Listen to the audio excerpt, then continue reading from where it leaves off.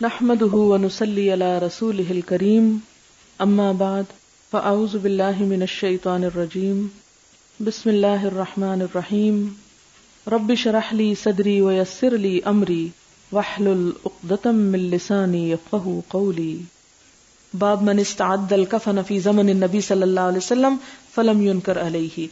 نبی صلی اللہ علیہ وسلم کے زمانے میں جو شخص اپنا کفن پہلے ہی تیار کر لیتا تو اس پہ کوئی انکار نہ کیا جاتا، یعنی اپنی زندگی میں اپنا کفن تیار کر کے، جیسے ہمارے ہاں بھی لوگ زمزم کے پانی میں بھگو کے لے آتے ہیں یا پہلے سے ہی تیار رکھتے ہیں کہ ایسا نہ ہو کہ اینڈ ٹائم پہ لوگوں کو پریشانی ہو، تو اس کی اجازت ہے. حدثنا عبداللہ ابن مسلمۃ قال حدثنا ابن ابی حازم عن ابیہ عن سہل رضی اللہ عنہ ان امرأة جاءت النبی صلی اللہ علیہ وسلم ببردۃ منسوجۃ فیہا حاشیتها. ایک عورت نبی صلی اللہ علیہ وسلم کے زمانے میں ایک چادر لے کر آئی جو کاڑھی ہوئی تھی. منسوجہ نسج ہوتا ہے یعنی اس پہ کچھ نہ کچھ بیل بوٹے بنے ہوئے تھے. فیہا حاشیتها، اس میں حاشیہ بھی تھا یعنی سائڈ سے بھی تھی، جس طرح ہمارے ہاں یہ جو کنارے کاڑھے جاتے ہیں. اتدرون ما البردۃ، وہ کہتے ہیں راوی کہ کیا تم جانتے ہو کہ چادر کیا ہے؟ قالوا الشملۃ، وہ شملہ ہے یعنی اوپر کی چادر. قال نعم، کہتے ہاں. قالت، وہ عورت کہنے لگی، نسجتها، میں نے کاڑھا ہے اس کو، بیدی، اپنے ہاتھوں کے ساتھ. فجئت، میں لائی ہوں اس کو، لأکسو، کہا کہ یا رسول اللہ صلی اللہ علیہ وسلم میں آپ کو یہ پہناؤں کہ آپ اس کو پہنیں. مراد کیا ہے کہ ایک عورت اپنے ہاتھ سے چادر تیار کر کے حضور صلی اللہ علیہ وسلم کی خدمت میں لاتی ہے کہ آپ اس کو پہن سکیں. فأخذها النبی صلی اللہ علیہ وسلم، نبی صلی اللہ علیہ وسلم نے اس کو لے لیا. محتاجن الیہا، کیونکہ آپ اس کے ضرورت مند تھے، آپ کو وہ چاہیے تھی چادر، لہٰذا آپ نے چادر قبول کر لی، جھوٹا تکلف نہیں کیا. فخرج الینا، اس کو پہن کے آپ ہماری طرف نکلے. وانہا ازارہ، اور آپ اس کو تہبند کی طرح باندھے ہوئے تھے. فحسنہا فلان، تو ایک شخص نے اس کی تعریف کی، اور یہ عبد الرحمن بن عوف تھے. کیا تعریف کی؟ کہ یہ تو بہت اچھی چادر ہے جو آپ نے پہنی ہے. فقال، تو کہا، اکسنیہا ما احسنہا، یعنی آپ مجھے پہنا دیجیے، یہ تو بہت اچھی ہے، یعنی مانگ لیا. اب صحابہ کرام بھی تکلف نہیں کرتے تھے. اس سے کیا پتا چلتا ہے کہ اپنے قریبی دوستوں سے کوئی چیز اپنی ضرورت کی مانگ لینے میں بھی حرج نہیں ہے. اور صحابہ کرام کے درمیان آپس میں اس طرح کے تعلقات تھے، حتیٰ کہ یہاں تک آتا ہے کہ دوسرے کے گھر سے جا کے ہنڈیا اٹھا لاتے اور لا کے کھا لیتے تھے، لیکن وہ مائنڈ نہیں کرتے تھے. آپ احتیاط کیجیے گا. قال القوم ما احسنتا، تو لوگوں نے کہا تم نے اچھا نہیں کیا. لبسها النبی صلی اللہ علیہ وسلم محتاجا الیہا، نبی صلی اللہ علیہ وسلم نے اس کو پہنا تھا کیونکہ آپ اس کے ضرورت مند تھے. ثم سألتہ، تو تم نے ان سے مانگ لیا. کیا ظلم کیا کہ آپ ایک چادر پہنے ہوئے تھے جو آپ کو ضرورت بھی تھی اور تم مانگ بیٹھے ہو، یعنی برا بھلا کہا ان کو. وعلمت انہ لا یرد، اور تمہیں پتا ہے کہ آپ انکار نہیں کرتے. قال انی واللہ ما سألتہ، وہ کہتے ہیں کہ اللہ کی قسم میں نے اس لیے نہیں مانگا اس کو کہ لألبسہا، میں اس کو پہنوں. انما سألتہ لتکون کفنی، میں نے اس لیے اس کو مانگ لیا ہے کہ یہ چادر میرا کفن بن جائے. قال سہل، سہل کہتے ہیں فکانت کفنہ، تو یہ چادر حضرت عبد الرحمن بن عوف کا کفن بنی. یعنی اپنی زندگی میں کوئی اپنا کفن تیار کر لے تو اس کی اجازت ہے. باب اتباع النساء الجنازہ، جنازے کے ساتھ عورتوں کا جانا. حدثنا قبیصۃ بن عقبۃ حدثنا سفیان عن خالد الحذاء عن ام الحذیل عن ام عطیہ رضی اللہ عنہا قالت نہینا، حضرت ام عطیہ کہتی ہیں ہم روکی گئیں ان اتباع الجنائز، جنازوں کے پیچھے جانے سے. ولم یعزم علینا، مگر ہم پر سختی نہیں کی گئی، تاکید نہیں کی گئی کہ بالکل بھی نہیں جا سکتی، یعنی ہمیں روکا گیا لیکن ہمیں شدت سے نہیں کہا گیا. اس سے پھر کیا پتا چلتا ہے کہ کبھی کبھار اگر کوئی چلا جاتا ہے، مثلا جنازہ جا رہا ہے اور راستے میں کوئی ایسی جگہ نہیں کہ میت کو دیکھا جا سکے، ایک بیٹی ہے یا ماں ہے یا کوئی دیر سے پہنچی ہے، تو اب وہ کیا قبرستان ہی نہ جائے، اپنے بیٹے کی شکل ہی نہ دیکھے؟ نہیں، اسلام ایسی سختی نہیں کرتا. ٹھیک ہے کثرت سے جانا منع ہے، لیکن کبھی کبھار اگر کوئی چلا جاتا ہے، یعنی عورت چلی جاتی ہے، تو اسی لیے ام عطیہ کہتی ہیں کہ ہمیں روکا گیا کہ ہم جنازوں کے ساتھ نہ جائیں، یعنی ہمارا کام کوئی نہیں. ظاہر ہے عورت جنازہ اٹھا سکتی ہے، اس میں اتنی ہمت نہیں اٹھا سکتی. عورت میت کو اتار سکتی ہے قبر میں؟ نہیں اتار سکتی، پھر اس کو کیا کرنے کو جانا ہے؟ لہذا وہاں جائے نہ، لیکن اگر کسی ایسی ضرورت کو جا رہی ہے کہ جس میں کسی قریبی عزیز رشتہ دار کو دیکھنا ہے مثال کے طور پر، یا کوئی اور ایسی چیز ہو سکتی ہے کہ مثلا خدا نہ خواستہ ایک میت کو دفنانے گئے ہوئے ہیں کہ پیچھے کچھ اور ہو گیا گھر میں، تو اب گھر میں اور کوئی نہیں، سارے مرد گئے ہوئے ہیں، تو عورت پیچھے چلی جاتی ہے، تو اس پر کوئی گناہ کی بات نہیں، یعنی کوئی کفر نہیں ہے جانا، لیکن بہت زیادہ جانا یا جنازوں کے ساتھ ساتھ چلنا اس سے ناپسند کیا گیا۔ باب احداد المرأة علی غیر زوجہا، شوہر کے علاوہ عورت کا دوسرے لوگوں پر سوگ کرنا، یعنی کتنے دن سوگ کر سکتی ہے عورت۔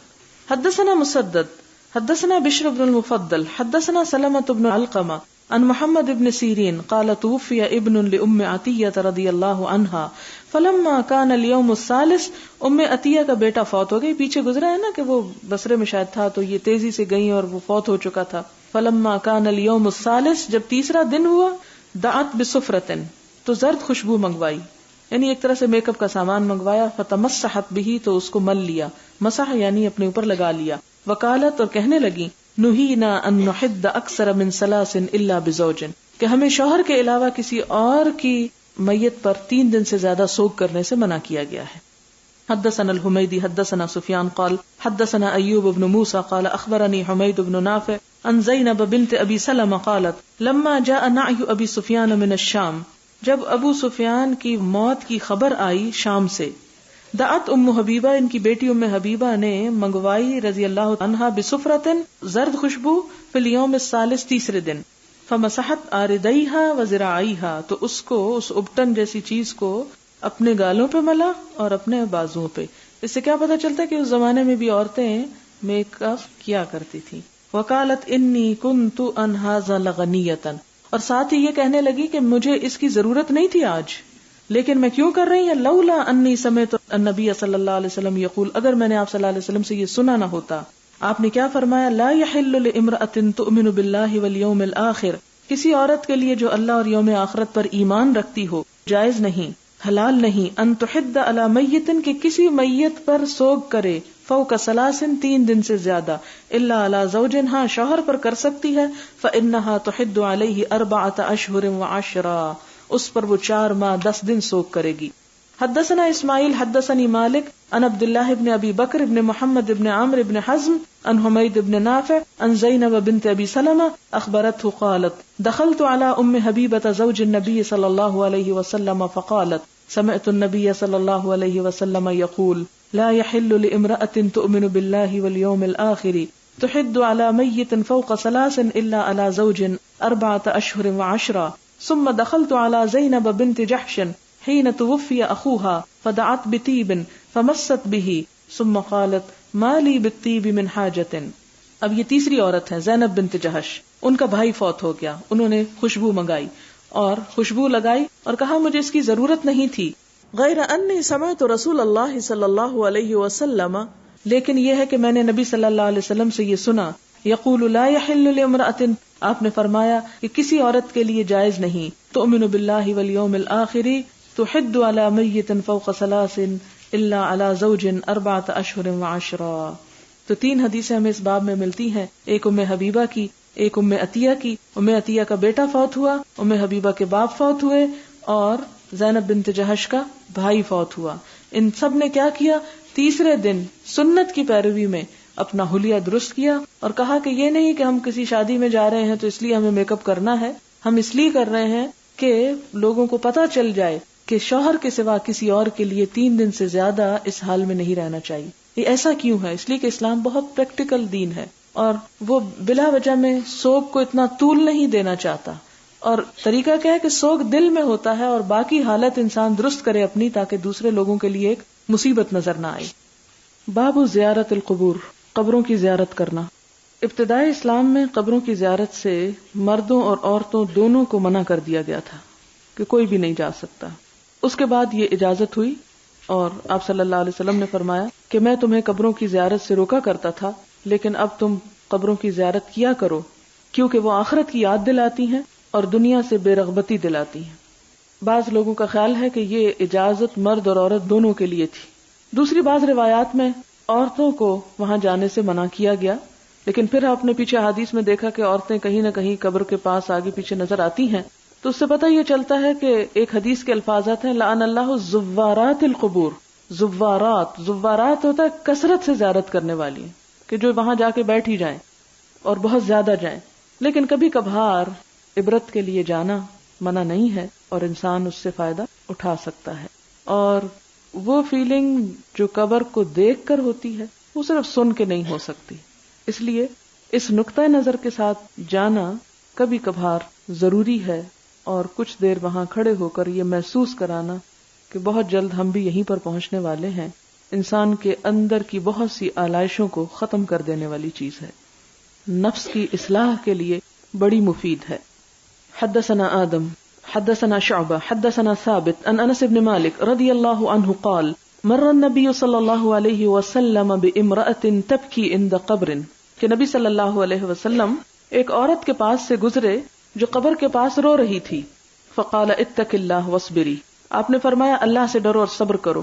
قالت، کہنے لگی، الیک عنی، یہ ایک محاورہ ہے جس کا معنی یہ ہے کہ تم اپنا کام سے کام رکھو.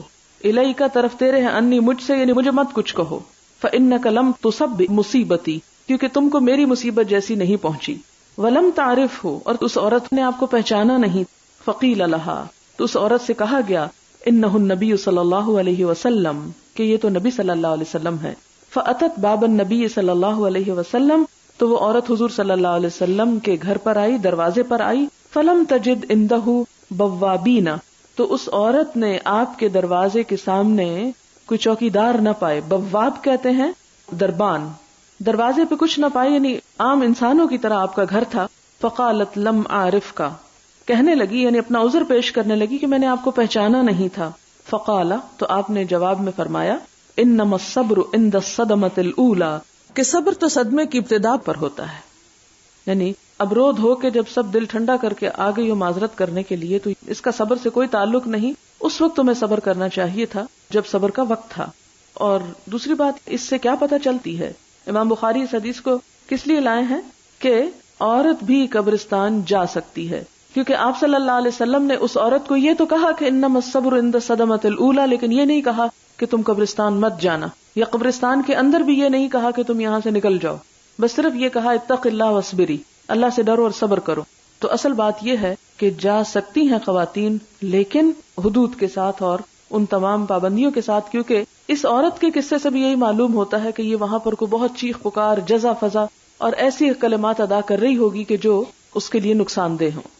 باب قول النبی صلی اللہ علیہ وسلم، نبی صلی اللہ علیہ وسلم کا فرمانا کہ یعذب المیت، عذاب دیا جاتا ہے میت کو، ببعد بکاء اہلہ علیہ، ببعد بکاء، رونے کی وجہ سے، اہلہ اس کے بعض گھر والوں کے، علیہ اس پر، یعنی جب کسی میت پر اس کے گھر والے چیخ پکار کرتے ہیں، روتے ہیں، تو اس سے میت کو تکلیف پہنچتی ہے.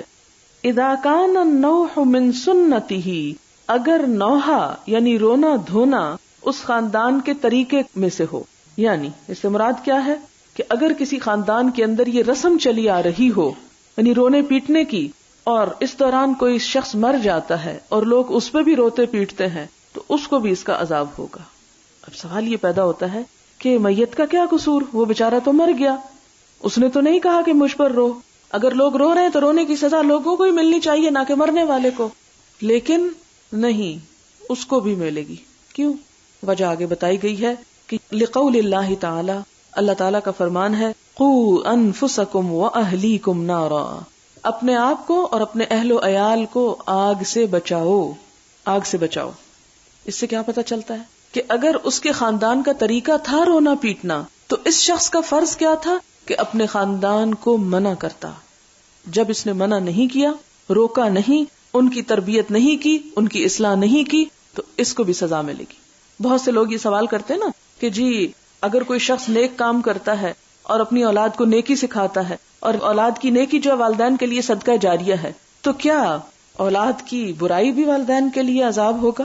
تو اس حدیث سے کیا پتہ چلتا ہے کہ ہاں، اگر ایک شخص نے اپنی اولاد کو اچھا ادب اخلاق نہیں سکھایا، اس کی تربیت نہیں کی، تو اس صورت میں اس کو اولاد کی غلطیوں اور خرابیوں کی وجہ سے، اس کے رونے دھونے کی وجہ سے اس کو بھی اس کی سزا ملے گی، اس پہ شامت آئے گی. لیکن اگر کوئی شخص اپنی طرف سے بھرپور کوشش کرتا ہے، اپنی اولاد کو تعلیم دیتا ہے، اپنا وقت لگاتا ہے، جو وہ کر سکتا ہے کرتا ہے، لیکن اس کے باوجود اولاد والدین کی بات کم سنتی ہے اور معاشرے کی رسموں پہ زیادہ چلتی ہے، تو پھر والدین بری ذمہ ہوں گے، ایسی میت کو عذاب نہیں ہوگا.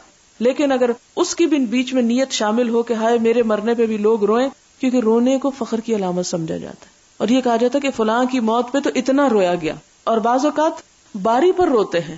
یہ بھی مجھے پتا چلا کہ بعض لوگوں کے ہاں جب میت ہو جاتی ہے تو لوگ رونے کے لیے پہنچ جاتے ہیں اور کہتے ہیں وہ فلاں ہمارے اس میت پہ اتنا روئے تھے لہٰذا ہم نے بھی جا کے رونا ہے. اور روتے بھی ہیں اور رلاتے بھی ہیں, اور ایسے ایسے شعر اور کہانیاں پڑھتے ہیں. اور میں نے دیکھا خود اپنی آنکھوں سے کہ کہیں پر ہم جا رہے تھے اور راستے میں خواتین کچھ مل کے جا رہی تھی, میں بھی ان میں شامل تھی. وہ سارا راستہ ہنسی مذاق باتیں خوب کر رہی. جو ہی دروازے کے اندر داخل ہوئی انہوں نے وہ جو چیخ پکار شروع کی تو میں پریشان ہو گئی اور میری ہنسی چھٹ گئی. اور اتنی مشکل میں نے اپنے اوپر کنٹرول کیا کہ یہ کیا ڈرامہ ہو رہا ہے, باہر کیا ہو رہا تھا اور یکا یک اندر آ کے کیا ہو رہا ہے, یہ رونا کہاں سے آ گیا, کہاں سے ٹپک پڑا. تو پھر وہ انتن صواحب یوسف, وہی بات یاد آ جاتی ہے. انتن صواحب یوسف, حدیث کے الفاظ بول رہی ہوں, صواحبات اور صواحب دونوں آتے ہیں. تو یہ ہے کہ یہ مکر و فریب ہی کا ایک عالم ہے, اور یہ دو رخی پالیسی ہے. اگر آپ کو غم نہیں ہے کسی کے مرنے پہ تو مت رو کے دکھائیں, یہ ریاکاری کا کیا مطلب ہے. اور اگر آپ کو غم ہے تو اس میں بھی حدود کے اندر روئیں, یہی اعتدال ہے. وقال النبی صلی اللہ علیہ وسلم کلکم راعن, اور آپ صلی اللہ علیہ وسلم نے فرمایا کہ تم میں سے ہر شخص راعی ہے. کلکم راعن ومسئول عن رعیتہ, اور پوچھا جائے گا اپنی رعیت کے بارے میں. یعنی شوہر جو ہے وہ اپنے گھر والوں کے بارے میں پوچھا جائے گا, ماں جو ہے وہ اپنے بچوں کے بارے میں, اپنے گھر والوں کے بارے میں, جو بھی اس کے آس پاس دائرہ کار اس کے بارے میں پوچھو گی. لہٰذا ہر شخص کی ذمہ داری بنتی ہے کہ جو حق بات اس کو معلوم ہے وہ دوسروں تک پہنچائے. فَإِذَا لَمْ يَكُنْ مِنْ سُنَّتِهِ, اور اگر یہ رونا دھونا اس کے خاندان کے طریقے میں سے نہیں تھا, فَهُوَ كَمَا قَالَتْ عَائِشَةُ رضی اللہ عنہا, تو پھر اس کا معنی یہی ہے جو حضرت عائشہ رضی اللہ تعالی عنہا نے فرمایا, وَلَا تَزِرُ وَازِرَةٌ وِزْرَ أُخْرَى, کہ کوئی بوجھ اٹھانے والا کسی دوسرے کا بوجھ نہ اٹھائے گا. تو اس کا مطلب یہ ہے کہ جو رونے والے ہیں صرف وہی سزا بھگتیں گے, میت کو سزا نہیں ہوگی. کیونکہ دو طرح کی روایات آتی ہیں جو ایک دوسرے سے کنٹراڈکٹ کرتی ہیں, تو یوں امام بخاری نے اس کنٹراڈکشن کو دور کر دیا. وَهُوَ كَقَوْلِهِ, اور یہ ایسا ہی ہے جیسے وہ قرآن پاک کی آیت ہے, وَإِن تَدْعُ مُثْقَلَةٌ إِلَى حِمْلِهَا لَا يُحْمَلْ مِنْهُ شَيْءٌ, کہ اگر کوئی بوجھ سے لدا ہوا شخص اپنا بوجھ اٹھانے کے لیے کسی کو بلائے گا تو کوئی اس سے اٹھا نہ سکے گا. وَمَا يُرَخَّصُ مِنَ الْبُكَاءِ فِي غَيْرِ نُوحٍ, اور نوحے کے بغیر یعنی چیخ پکار اور سر پھاڑنے کے علاوہ اگر کوئی صرف آنسوؤں سے روتا ہے تو اس کی رخصت ہے, جو رخصت دی گئی یرخص. وقال النبی صلی اللہ علیہ وسلم, آپ صلی اللہ علیہ وسلم کا فرمانا ہے, لا تقتل نفس ظلما, کوئی شخص ظلم کی وجہ سے قتل نہیں ہوتا, الا کان علی ابن آدم الاول کفل من دمہا, مگر یہ کہ آدم کے بیٹے پر اس کا ایک حصہ جاتا ہے جس نے سب سے پہلے قتل کیا تھا, جس کا نام قابیل تھا. سب سے پہلا قتل آدم ہی کے دو بچوں سے باہم ہوا کہ ایک بھائی نے دوسرے بھائی کو قتل کر دیا, اور اس پر اللہ تعالیٰ نے کیا سزا دی. ایک تو یہ سزا ہے کہ جو بھی قتل کرے اس کا ٹھکانہ جہنم ہے, اور دوسری سزا یہ کہ اس کو دیکھ کر جتنے لوگ بعد میں دنیا میں قتل کریں گے وہ اپنی سزا بھی بھگتیں گے, لیکن وہ پہلا جس نے اس برائی کا آغاز کیا تھا, ابتدا کی تھی, تمام لوگوں کے قتل کا ایک حصہ اس کے اوپر بھی جائے گا, یعنی ان سب کی طرف سے بھی وہ قتل کی سزا بھگتے گا. اب آپ دیکھیں کہ اس سے کیا پتا چلتا ہے کہ اگر کوئی شخص ایک برائی کو رواج دے جاتا ہے, جتنے لوگ وہ برائی کرتے ہیں وہ سب اپنی سزا بھی بھگتیں گے اور اپنا ایک حصہ اس کو بھی توفتاً بھیجیں گے, یعنی اس تک بھی پہنچے گی جس نے اس برائی کی ابتدا کی تھی. وَذَلِكَ لِأَنَّهُ أَوَّلُ مَنْ سَنَّ الْقَتْلِ, اور یہ اس لیے کہ وہ پہلا شخص تھا جس نے قتل کی ابتدا کی تھی. سننا کا مطلب ہوتا ہے ایک طریقہ رائج کرنا. اگلی حدیث, حدثنا عبدان ومحمد قال اخبرنا عبداللہ اخبرنا عاصم بن سلیمان عن ابی عثمان قال حدثني اسامة بن زید رضی اللہ عنہما قال ارسلت بنت النبی صلی اللہ علیہ وسلم الیہ, کہ حضور صلی اللہ علیہ وسلم کو آپ کی بیٹی نے بلا بھیجا, کہا جاتا ہے کہ حضرت زینب تھی, ان ابن لی قبض, کہ میرا بچہ مر رہا ہے, فاتنا, آپ ہمارے پاس آئیے. فارسل, تو آپ نے جواباً بھیجا, یقرئ السلام, ان کو سلام کہلا بھیجا, یہ کہ پڑھا جائے ان پر سلام. ویقول, اور آپ نے فرمایا, ان للہ ما اخذ, بے شک اللہ ہی کے لیے تھا جو اس نے لے لیا, ولہ ما اعطا, اور اسی کے لیے ہے جو اس نے عطا کیا, وکل عندہ باجل مسمى, اور اس کے پاس ہر ایک کی مقرر مدت موجود ہے, یعنی اس کے پاس ہر بات کا ایک وقت مقرر ہے. فلتصبر, چاہیے کہ صبر کرے, ولتحتسب, چاہیے کہ ثواب کی امید رکھے. فارسلت الیہ, تو بیٹی نے دوبارہ کہلا بھیجا, تقسم علیہ, آپ پہ قسم ڈالی, لیاتینہا, کہ آپ کو ضرور آنا ہوگا. فقام, تو آپ اٹھ کھڑے ہوئے. ومعہ سعد بن عبادہ, اور آپ کے ساتھ سعد بن عبادہ تھے, ومعاذ بن جبل, وابی بن کعب, وزید بن ثابت, ورجال, اور کچھ اور لوگ بھی تھے. یہ سارے مرد مل کر حضور صلی اللہ علیہ وسلم کی بیٹی کے گھر تشریف لے جاتے ہیں. فرفع الی رسول اللہ صلی اللہ علیہ وسلم الصبی، تو اس بچے کو حضور صلی اللہ علیہ وسلم کی طرف اٹھا کے رکھا گیا، یعنی اٹھایا گیا، لایا گیا. ونفسہ تتقعقع، اور اس کا دم کٹ رہا تھا، دم توڑ رہا تھا بچہ، یعنی مرنے کے بالکل قریب تھا، یعنی جان نکل ہی رہی تھی. قال، اسامہ کہتے ہیں کہ حسبت، میں سمجھتا ہوں، کیونکہ پیچھے حدیث اسامہ بیان کرا نا، اس لیے ان کی طرف ہی نسبت جاری. انہ قال، کہ انہوں نے کہا کہ انہا شن، کہ جیسے کہ وہ ایک مشک ہے. شن، پیچھے آپ بارہا شن کا لفظ پڑھ چکے ہیں کہ بچہ چھوٹا سا ایسے تھا جیسے ایک چھوٹی سی مشک ہو. ففاضت عیناہ، تو آپ صلی اللہ علیہ وسلم کی دونوں آنکھیں بہ پڑی، رونے لگ گئے آپ اس بچے کو دیکھ کر. فقال سعد، تو حضرت سعد نے کہا یا رسول اللہ ما ھذا. حضرت سعد حیران ہوئے کہ ایک بچہ فوت ہو رہا ہے اور آپ اتنے بڑے ایک انسان ہیں، اتنے نیک اور نبی، آپ کیوں رو رہے ہیں؟ آپ کا تو دل بہت بڑا ہونا چاہیے. تو انہوں نے عرض کیا یا رسول اللہ ما ھذا، یہ کیا ہے؟ فقال ھذہ رحمت، آپ نے فرمایا یہ رحمت ہے، یہ رونا رحمت کی علامت ہے. جعلها اللہ فی قلوب عبادہ، جسے اللہ نے اپنے بندوں کے دل میں ڈال دیا. یعنی مرنے پر رونے کی اجازت ہے اور رونا چاہیے. رونا اچھی علامت ہے، نہ رونے سے زیادہ بہتر ہے. رونا اللہ تعالیٰ کی رحمت کی علامت ہے. وہ پیچھے آپ قرآن کی تفسیر میں پڑھ چکے ہیں نا کہ آنکھ کا جمود جو ہے وہ دل کی سختی اور بدبختی کی علامت ہے. وَإِنَّمَا يَرْحَمُ اللَّهُ مِنْ عِبَادِهِ الرُّحَمَاء، کہ بے شک اللہ تعالیٰ رحم کرتا ہے اپنے بندوں میں سے رحم کرنے والوں پر.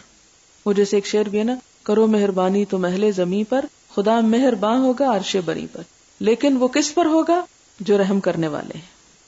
حدثنا عبد الله بن محمد قال حدثنا ابو عامر قال حدثنا فليح بن سليمان عن هلال بن علي عن انس بن مالك رضي الله عنه قال شهدنا بنتا للنبي صلی اللہ علیہ وسلم. یہاں پر حضرت انس بن مالک کہتے ہیں کہ ہم حضور صلی اللہ علیہ وسلم کی ایک بیٹی کے جنازے پر حاضر ہوئے. شہدنا یعنی ہم حاضر ہوئے، یعنی جنازے پر. اور وہ کون تھی؟ کہتے ہیں کہ حضرت ام کلثوم تھی. قال ورسول اللہ صلی اللہ علیہ وسلم جالس علی القبر، اور آپ صلی اللہ علیہ وسلم قبر پر بیٹھے ہوتے، یہ نہیں کہ قبر کے اوپر بیٹھے ہوئے تھے، یعنی قبر کے پاس بیٹھے ہوئے تھے. قال، وہ کہتے ہیں انس، فرأیت عینیہ تدمعان، کہ اپنی بیٹی کی وفات پر قبر پر آپ دونوں آنکھوں سے آنسو بہا رہے تھے. قال فقال هل منکم رجل، تو کہتے ہیں کہ حضور صلی اللہ علیہ وسلم نے فرمایا کہ کیا ہے تم میں سے کوئی شخص لم یقارف اللیلہ. یقارف کا جو لفظ ہے یہ قرفہ سے ہے، قرآن پاک میں آتا ہے نا من یقترف سیئۃ، تو اقترف اور قرفہ کا مطلب ہوتا ہے کوئی کام کرنا، مرتکب ہونا. اور اس کا ایک اور معنی بھی ہے جس کی طرف یہاں پر اشارہ کیا گیا ہے کہ لم یقارف اللیلہ، یعنی جو اپنی بیوی کے پاس رات کو نہ گیا ہو. فقال ابو طلحہ کہتے ہیں انا، میں، یعنی وہ فوراً آگے بڑھے. اس کا یہ نہیں مطلب کہ صرف وہی ہوں گے، لیکن انہوں نے فوراً لبیک کہی اور آگے بڑھ گئے. قال فانزل، آپ نے فرمایا اترو. قال فنزل فی قبرها، تو ابو طلحہ آپ صلی اللہ علیہ وسلم کی بیٹی کی قبر میں اترے اور مدد کی ان کو قبر میں اتارنے پر. اس سے کیا پتہ چلتا ہے کہ آپ صلی اللہ علیہ وسلم نے اپنی بیٹی کو خود بھی قبر میں اتارا اور ابو طلحہ بھی ساتھ دے رہے تھے، جس سے پتہ چلتا ہے کہ ایک غیر مرد جو رشتہ دار نہ بھی ہو وہ بھی عورت کو قبر میں اتارنے میں مدد دے سکتا ہے. اور ظاہر ہے کہ حضرت عثمان بھی ہوں گے کیونکہ ان کی بیوی تھی، کیونکہ قبر میں ایک شخص نہیں اتار سکتا. کچھ لوگوں نے اس سے بڑے لمبے چوڑے قصے کہانیاں گھڑ لیے کہ نہیں حضرت عثمان نے اس رات کسی لونڈی کے پاس گئے تھے اور اس قسم کی باتیں. بات یہ ہے کہ بات کو سیدھی طرح ہی سمجھنے کی کوشش کرنی چاہیے کہ قبر میں اتارنے کے لیے آپ صلی اللہ علیہ وسلم خود موجود تھے، حضرت عثمان ان کے شوہر تھے، لیکن دو لوگ تو قبر میں نہیں اتار سکتے. مردہ جو ہوتا ہے بھاری ہو جاتا ہے، اس میں کیا ہوتا ہے ایک سر کی طرف سے اٹھاتا ہے، ایک پاؤں کی طرف سے، تو ایک درمیان میں کمر سے بھی اٹھا کے مدد کرتا ہے. تو اس میں ان سب لوگوں نے مل کر ان کو قبر میں اتارا. تو اس سے امام بخاری بتانا یہ دراصل چاہتے ہیں کہ مرد عورت کو قبر میں اتار سکتے ہیں خواہ وہ رشتہ دار نہ بھی ہوں. حدثنا عبدان حدثنا عبداللہ اخبرنا ابن جريج قال اخبرني عبد الله بن عبید اللہ بن ابی ملیکہ قال توفیت بنت لعثمان رضی اللہ عنہ بمکہ، تھا کہ حضرت عثمان رضی اللہ تعالی عنہ کی ایک بیٹی مکہ میں فوت ہو گئی. وجئنا لنشهدها، ہم آئے تاکہ ہم آپ کے جنازے میں شریک ہوں. یہ نشہدہ اور شہدہ کا مطلب ہوتا ہے جنازے میں شریک ہونا، یہ ایک محاورتاً بولا جاتا ہے، اس میں ضروری نہیں کہ لفظ جنازہ ہی لکھا ہوا ہو. وحضرها ابن عمر و ابن عباس، اور ان کے ساتھ اور کون آئے؟ ابن عمر، عبداللہ بن عمر اور عبداللہ بن عباس بھی تھے رضی اللہ عنہما. وانی لجالس بینہما، اور میں ان دونوں کے درمیان میں بیٹھا ہوا تھا. کون؟ یہ راوی جو ہے. او قال جلست الى احدهما، یا کہتے ہیں کہ میں ان میں سے ایک کی طرف بیٹھا ہوا تھا. ثم جاء الاخر فجلس الى جنبی، تو دوسرا آیا اور وہ میرے دوسری طرف بیٹھ گیا، یعنی میں بیچ میں ہو گیا. فقال عبداللہ بن عمر رضی اللہ عنہما، عبداللہ بن عمر کہتے ہیں لعمر بن عثمان، عمر بن عثمان سے، یہ اس بچی کے بھائی ہیں جو فوت ہوئی ہیں. الا تنہا عن البکا، کیا تم روکتے نہیں ہو عورتوں کو رونے سے، بکا رونے سے، یعنی کیا منع نہیں کرتے ہو؟ فإن رسول اللہ صلی اللہ علیہ وسلم قال، کہ نبی صلی اللہ علیہ وسلم نے فرمایا، ان المیت لیعذب ببکاء اہلہ علیہ، کہ میت کو عذاب دیا جاتا ہے اس کے گھر والوں کے رونے کی وجہ سے. فقال ابن عباس رضی اللہ عنہما، تو اس پر ابن عباس کہنے لگے، قد کان عمر رضی اللہ عنہ یقول، کہ حضرت عمر رضی اللہ تعالیٰ عنہ کہتے تھے، بعض ذالک، اس کا بعض حصہ یعنی یہی رائے رکھتے تھے. ثم حدث، پھر انہوں نے حدیث بیان کی. قال، کہا، صدرت مع عمر رضی اللہ عنہ، کہ میں حضرت عمر رضی اللہ تعالیٰ عنہ کے ساتھ واپس آ رہا تھا. پیچھے آپ پڑھ چکے ہیں وارد اور صادر ایک دوسرے کے اپوزٹ ٹرمز ہیں، یعنی کسی جگہ پر جا کے واپس آنے کو صدرہ کہتے ہیں. کہ میں ان کے ساتھ حج کر کے مکہ واپس آ رہا تھا. حتی اذا کنا بالبیداء، یہاں تک کہ ہم بیداء میں تھے. اذا ہوا برکب تحت ظل سمرۃ، کہ جب ببول کے سائے میں آپ نے کچھ سواروں کو دیکھا، رکب سوار. فقال اذهب فانظر من هؤلاء الركب، تو حضرت عمر نے کہا کہ جاؤ دیکھو کہ یہ سوار کون ہیں. قال، ابن عباس کہتے ہیں، فنظرت، میں نے دیکھا. فاذا صہیب، تو وہ صہیب رومی تھے. فاخبرته، تو میں نے حضرت عمر کو خبر دی. فقال، تو انہوں نے کہا، ادعوه لی، اس کو میرے لیے بلا لاؤ. فرجعت الى صہیب، تو یہ کہتے ہیں کہ میں صہیب کی طرف واپس گیا. فقلت، تو میں نے کہا، ارتحل، چلو. فالحق، جا ملو بامیر المومنین، امیر المومنین سے. یعنی قصہ کیا ہے کہ حضرت عمر واپس آ رہے ہیں مکہ سے، اور یہ جو راوی ہیں یہ بھی ساتھ ہیں. کچھ سوار دیکھے، ان میں کون تھے؟ صہیب رومی تھے. عمر رضی اللہ عنہ نے فرمایا کہ جاؤ ان کو بلا لو. وہ ان کو بلا لائے. فلما اصیب عمر دخل صہیب یبکی، پھر جب حضرت عمر رضی اللہ تعالی عنہ زخمی ہوئے، یعنی یہ قصہ پہلے ہو چکا. یعنی ایک وقت تو یہ تھا کہ جب صہیب کو درخت کے نیچے حضرت عمر نے بلایا تھا، وہ آ گئے، یہ بات ختم ہو گئی. یہاں اب نئی بات کیا ہے کہ جب حضرت عمر رضی اللہ تعالیٰ عنہ زخمی ہوئے، دخل صہیب یبکی، تو حضرت صہیب جو تھے وہ روتے ہوئے داخل ہوئے. یقول، کہنے لگے، واہ اخاہ واہ صاحباہ، ہائے میرے بھائی، ہائے میرے دوست، ہائے میرے ساتھی. فقال عمر رضی اللہ عنہ یا صہیب، تو حضرت عمر رضی اللہ تعالیٰ عنہ صہیب کو کہتے ہیں، یا صہیب اتبکی علیہ، کہ تم مجھ پہ روتے ہو. ان کے نزع کا وقت تھا، قریب تھے وفات کے، تو اس لیے وہ ان کو روتے ہوئے دیکھ کر کہتے ہیں، صہیب تم مجھ پہ روتے ہو. وقد قال رسول اللہ صلی اللہ علیہ وسلم، کہ نبی صلی اللہ علیہ وسلم نے فرمایا، ان المیت یعذب ببعض بکاء اہلہ علیہ، کہ میت کو اس کے گھر والوں کے رونے کی وجہ سے عذاب دیا جاتا ہے.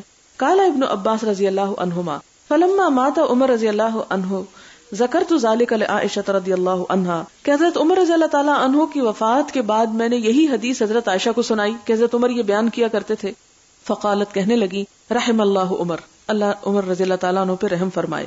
واللہ ما حدث رسول اللہ صلی اللہ علیہ وسلم، اللہ کی قسم حضور صلی اللہ علیہ وسلم نے یہ نہیں فرمایا کہ ان اللہ لا يعذب المؤمن ببکاء اہلہ علیہ، کہ کسی مومن کو اللہ تعالیٰ اس کے گھر والوں کے رونے کی وجہ سے سزا دیں گے. ولکن رسول اللہ صلی اللہ علیہ وسلم قال ان اللہ لا يزيد الکافر عذابا ببکاء اہلہ علیہ. یعنی حضرت عائشہ حضور صلی اللہ علیہ وسلم کے اس فرمان کی کیا تعویل کرتی ہیں کہ آپ صلی اللہ علیہ وسلم کا فرمانے کا مطلب یہ تھا کہ ایک کافر کو اس کے پیچھے جب اس کے گھر والے روتے ہیں تو ان کے رونے کی وجہ سے ان کی سزا میں اور اضافہ کر دیا جاتا ہے. وکالت، اور کہنے لگی، حسبکم القرآن، کافی ہے تم کو قرآن. ولا تزر وازرۃ وزر اخرى، کہ کوئی بوجھ اٹھانے والا کسی دوسرے کا بوجھ نہ اٹھائے گا. قال ابن عباس رضی اللہ عنہما عند ذلک واللہ هو اضحک وابکى، یہاں پر کہنے لگے ابن عباس تعویل میں کہ اللہ ہی ہنساتا اور رلاتا ہے. مراد یہ کہ خوشی اور غم کے موقع جو ہیں یہ اللہ تعالیٰ کی طرف سے آتے. خوشی میں انسان جب ہنستا ہے تو یہ بھی اس کی نعمت ہے، اور غم کے موقع پر جب رونا آتا ہے تو یہ بھی اللہ تعالیٰ ہی کی طرف سے ہے. اور رونے کا طریقہ یا رونے کی جو صلاحیت ہے انسان کے اندر وہ بھی اللہ تعالیٰ ہی کی پیدا کردہ ہے. لہٰذا اگر کسی وقت انسان روتا ہے تو یہ ایک بالکل نیچرل چیز ہے، اس پر اس کی پکڑ نہیں ہونی چاہیے، یا یعنی مردے کی پکڑ نہیں ہونی چاہیے پیچھے والوں کے رونے کی وجہ سے. قال ابن ابی ملیکہ، اور ابن ابی ملیکہ کہتے واللہ ما قال ابن عمر رضی اللہ عنہما شیئا، اور یہ بات سن کر حضرت عبداللہ بن عمر نے کوئی بات نہیں کی. اب اس میں سارا قصہ کہانی جو بہت لمبی چوڑی ہے، جس کا خلاصہ یہ ہے کہ صحابہ کرام میں سے کچھ کی رائے یہ تھی کہ میت کو عذاب ہوتا ہے اس کے پیچھے رہنے والوں کے رونے کی وجہ سے، اور بعض کا خیال یہ تھا کہ نہیں ہوتا.